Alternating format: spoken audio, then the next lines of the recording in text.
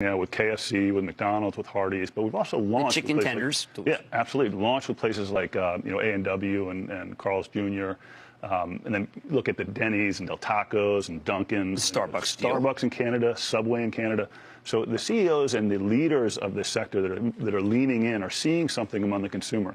The consumer doesn't want to go to some of their places for salad. They want to go to have those traditional things that they really enjoy, and that's the value proposition that we create. The other thing that you do that I like is that you don't stop with this, which is delicious, but even the packaging you care about. Yeah. So sustainability is massive for us. It's one of our driving forces. And if you look at the Beyond Burger, compare that to an animal protein equivalent.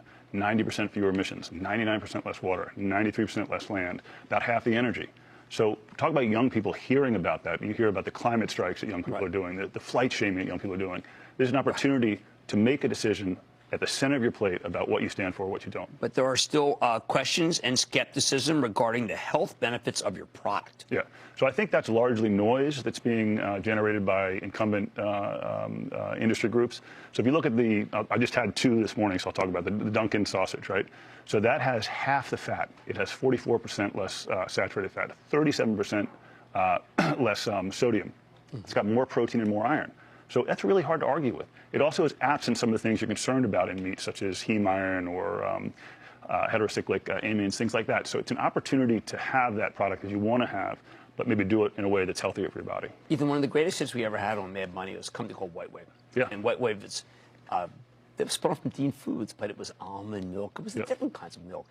And the story was that China, the milk's bad. Yeah. So in the end, Danone bought this White Wave for a triple. Yeah. I have to believe the Chinese have to be, when this thing clears, and it will because it's 1.5 billion people, this is their hope. Yeah. So if you think about, in the comments I made in our last earnings call, if you're interested in go back 20 years on Amazon as a small, profitable online bookseller, this is not the stock for you, right? I am very interested in what Amazon did in terms of reinvesting and continuing to grow.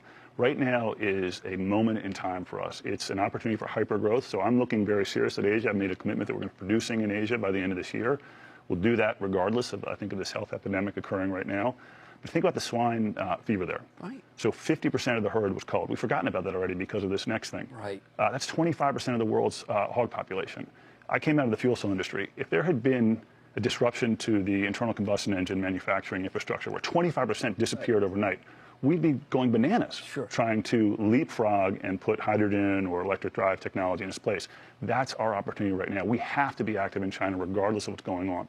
You look at the EU, we're putting production in the Netherlands at the end of this month. We'll be up and running. So this is a time of hyper growth. I've ruled out nothing. We're looking, we could potentially make